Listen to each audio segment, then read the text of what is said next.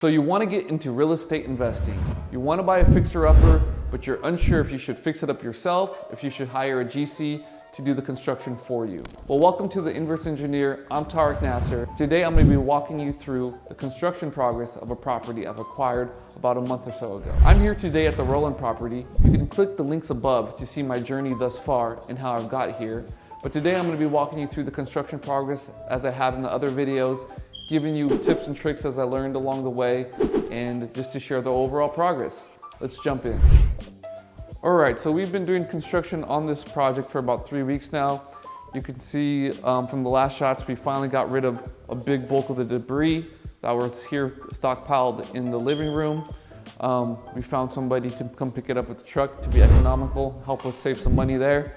We started the mudding and taping process through all the drywall. So you can see the pony wall has now corner bead installed, has been taped and mudded, and as well as a lot of the patches that we needed to make to do a lot of the electrical rough-in for the lighting. So you can see some of the patching that's taking place here.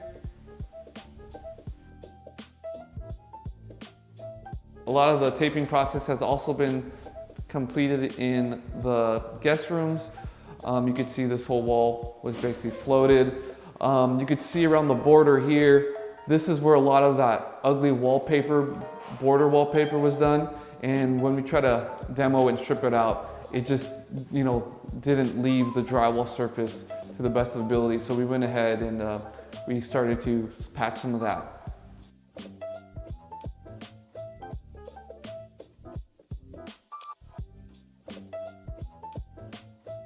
So we mud and taped this back wall for the fireplace. This was originally where the faux brick was installed. You could see it in the videos prior. We were debating, should we try to skim coat over it, but to save money. But at the end, it was probably smarter just to spend a little bit more money on the material. We're able to put new drywall, as you can see.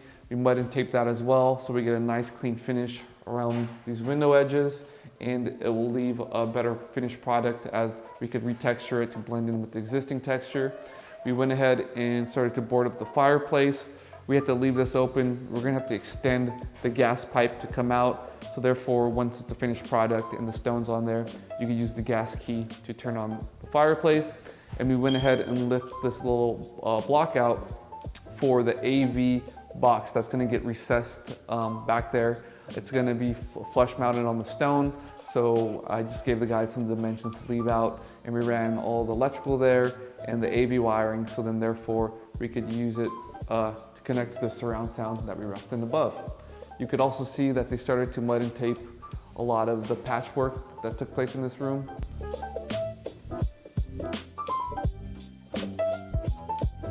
Here's the kitchen area. We went ahead and fixed all the mold that was exposed when we pulled up the cabinets. We pulled off the drywall there, we replaced the insulation, and we went ahead and placed this new green board there, started to mud and tape, and then we also roughed in here for a pot filler. So therefore, when the stove and the range is there, you don't have to, it's not a big distance, but it's just a nice luxury item that you could use. You could fill your pots and pans directly with a faucet that's above your stove. So they went ahead and started to tape this. We're getting ready to get the cabinets here. The cabinets should be arriving next week. There's still a little bit of demo work that needs to be done on the floor. I'm gonna set the cabinets on the floor first, and then we're gonna put the flooring on top of that and butt up to the cabinet and hide that transition with the toe kicks, as well as the waterfall edges of the countertops. So we need to make sure that this is a nice flat surface for the cabinets to be installed, as well as the flooring to go on top of. As you walk, you start to notice little things that the guys maybe are missing, maybe because the foreman's not here daily and the workers aren't aware. But for example, this outlet here, this used to be for a phone line.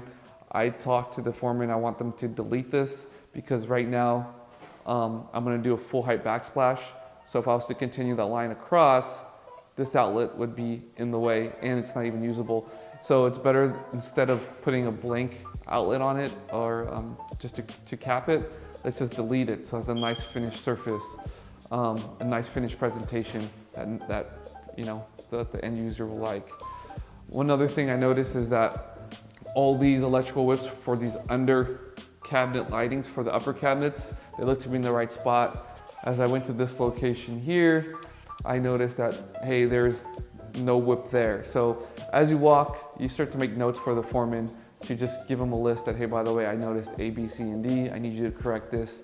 And later on, if they choose not to correct it, then it's going to be on their responsibility, because I'm trying to give them a heads up and to catch it in sequence so they don't have to spend a lot of effort to go back. Like, for example, they should have done this electrical whip before they started to mud and tape, so that way they could do it in sequence. I've notified them multiple times, but it looks like they're just kind of missing some things. So that's kind of common when you're hiring a GC. You have the vision in your head, but at the end of the day, you know, you have to keep following with people to execute. Here's a level 1 guest bathroom that we're doing the full remodel on.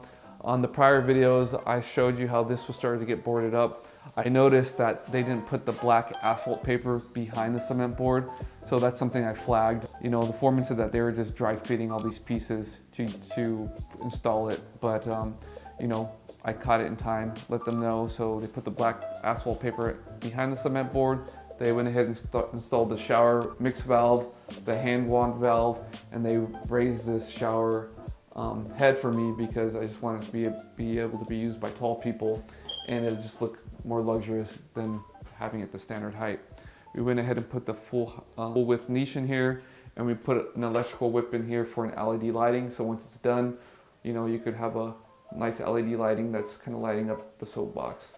So they also finished a lot of the plumbing rough-in these areas, as well as the mixed valve, hand wand, and shower head. They went ahead and everywhere we had these plumbing angle stops, I had them replace them. This is something that in the middle of construction I caught and had them fix as well.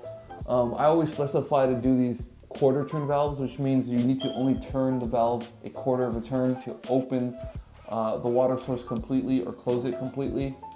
In the process of installing these, they installed the typical multi-turn valves, which is not a huge deal, but you know, if you're gonna rent this out to occupants later on, sometimes if there's something happening that they need to fix with the plumbing, they go in there and they start cranking these multi-turn valves, you know, too much or too little, and sometimes they damage the threads and then therefore damage them completely. You only need to turn it slightly to open and close it. Therefore, it's more of a cautionary measure for your occupants as well as your handyman. So we're already here installing them. I like to do quarter turn valves. The cost difference of material is not that much, it's the same labor. So that's something that I had them catch. Here's just progress in the other guest room downstairs. Still rough-in has been done, and there's just been some slight patching in these areas. We'll make our way upstairs to check on progress there. So here are the two guest bathrooms on both sides. Basically had my tile guy come and start yesterday. They came, they installed hardy backer, the subfloor, which is wood. They screwed down the hardy backer, and they went ahead and put some waterproofing on top of it. You know, it's always a toss-up. Do you want to waterproof the floor of these restrooms? You could save cost by not doing it, but you know, later on down the road, if there's a big flood or whatnot, then you're kind of protecting yourself from it if you're going to keep the property. So, you know, it wasn't that much for them to do it, so I just had them, I paid for the material, and they went ahead and did it. Therefore, it'd be just, you know, better source of insurance later on if there was a huge flood or whatnot. Also, one thing is, in this corner, before they put this hardy backer in, there was a portion of the subfloor that was kind of soft, and we replaced it. So it did show that there was some water damage prior from the previous owner, where they might have had like a leak or something, or just water coming out of the tub. So therefore, us waterproofing it was probably going to be the right thing to do. And here's the tile.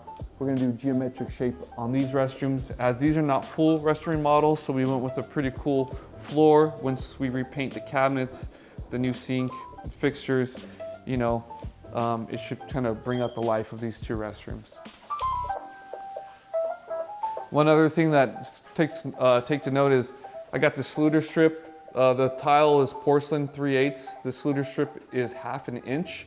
So I like to see a clean transition between the carpet and the tile starting. So we'll put the sluter strip there. centered between the door line. So once you close the door, once you're inside the restroom looking out, you only see tile. Once you're here in the hallway looking down, you only see the carpet. So it'll make a nice transition between the carpet and the tile. You know, I really harped on the GC to protect the carpet because I'm going to try to shampoo this because overall condition is really good. You could see it was a beneficial decision to do it because there's a lot of debris on it, but I'm really worried about these areas that it did not protect. So I'm going to just let him know, hey, I want you to fully protect the carpet a little bit more. You know, the better we protect it, the better end product will be, and I don't have to replace the carpet if necessary. So here is the master. So in here, there's been some patching as well, or mudding and taping as well. You can see the corner bead here. It's a nice transition. We had rough-in for the TV as well as the AV for the TV. There's quite a little bit of debris here that we need to get rid of. And you can see what's happening here in the restroom. So the restroom, we went ahead and demoed all the drywall here. We put the black felt paper behind the cement board, and we went ahead and put cement board across the whole thing. They fixed the shower niche as I described in the previous video. That was an error. Now it aligns great or perfectly with the window, so the tile finish condition will look symmetrical to that. You know, the tub has been wrapped. I was walking through with the tile guy and just trying to make sure he understands the details. So he's gonna bring the tile probably somewhere around here. So previously you could see this caulk line. That's where the previous tile wrapped and surrounded the tub. We're probably gonna bring it a little bit back here. So at the end, once it's done, I'm gonna have to get somebody here probably to refinish this tub to make it look brand new and clean it off or whatnot, because there's a little bit of some scuffs and damages, you know. So we may have to kind of fix that. That's an unforeseen cost, but I think it'd be well worth spending to make the tub pop and look new. You could see here, I had them relocate the drain. There was a center drain here, and I wanted a linear. So I told them to move the linear closer to the wall, which they did. And one thing I like to do is I don't like to put my linears directly tied up to the finished product. So here's the cement board. You probably have a quarter inch of thin set and then about 3/8 of tile. So you could try to do the math to get it exactly, you know, where it would land flush with the linear drain. I don't like to do that personally. One is because you don't have a lot of tolerance in case they need to float out the wall to bring it flat to make the tile, large format, sit nicely. But also, I like to have my plumbers do a slope towards this drain in one direction, and from the wall, I like to do a back slope back towards this drain. That just, you know, I feel does a little bit better when it comes to if this thing gets clogged or, you know, if it starts to back up, it's just not sitting directly against the wall. And there's a lot of more opportunities for failure against that there. So that's what I personally like to do. I did a 36-inch here. I could have got a little wider, but I wanted a little bit of distance between the edge conditions and the linear. We went ahead and roughed in the shower valve as well with the handheld wand, and we raised the shower head to align with the top of that window. I noticed is when they started to patch this room, sometimes they try to cut cost, and you know, they left the mirror there. So I told them that, hey, the mirror is gonna be replaced by a wall-mounted backlit mirror. So I said, you know, we should pull that mirror off so we could float the wall and make it nice and uniform. So that's something that like you'll catch in the process, and sometimes guys just wanna be quick, right? And just like, oh, I could leave the mirror there, finish it, no one will know. But you know, he needed to understand that, hey, we're gonna replace the mirror. I also let him know that that was a previous wall hung fixture box, but since we're gonna do a backlit mirror, we need to bring that down a bit. So even though you hire GCs, right, if they don't develop the whole plan themselves, and you know, you're gonna be instrumental in kind of communicating your vision, always making sure to do progress walks and catching things before they progress too far. So, you know, you can kind of help them out and also help yourself out by making sure your finished product is what you want it to be. Okay, so here is the master bedroom balcony. They went ahead and had to replace, they cut out some of this plywood that was rotted. So we went ahead and pulled that out, and they're gonna start to replace some of the fascia board here that was also rotted. One thing I'm having them give me a cost analysis on is, this is actually an aluminum trellis, if you will. So since there's concrete down below there, it might make sense for us to just see what the cost is for labor to extend this deck out this way. That way, you know, when you come to the master, you have more of a deck that you can enjoy and enjoy this beautiful view. God, it's such a nice day right now. I hope that was helpful just to kind of show you what it's really like in the middle of a construction project where you have a plan, you're having guys work that plan, you know, you're catching things as they progress, just because you know the plan in your head of what you want the finished product to be better than they do, and therefore it's just always good to always walk it and just giving them feedback. You know, after I finish walking it all the time, I'll give them a list of things I told them, hey, by the way, I need you to do A, B, C, and D, please correct it. As well as now you're kind of in the thick of the project, they're asking for progress payment. You could go through your scope of work and tell them that, hey, by the way, I feel like you're X amount of percent complete. You know, they're gonna feel that they're a different percent complete. And then you have the discussion of how much you should pay them versus not. You always wanna hold a little money back. You don't wanna overpay people, because if you have things to finish, they'll never wanna come back because they have the money already in their pocket. So it's just the name of the game of making sure you're paying your guys fairly, but not overpaying them.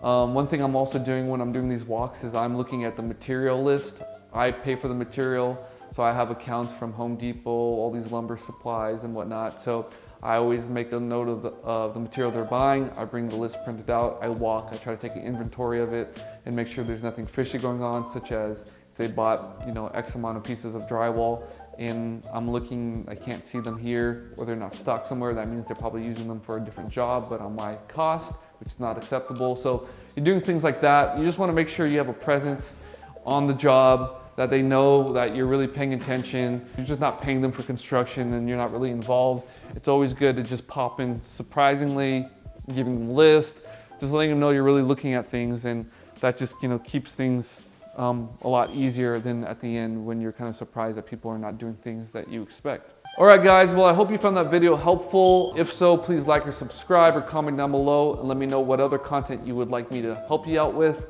I decided to start filming this stuff because this is what I do anyways every weekend, and if there's ways I can share this information for others to help them along their real estate journey, you know, the better it is for everybody. So hope you guys had a good one. Until next time, see you later.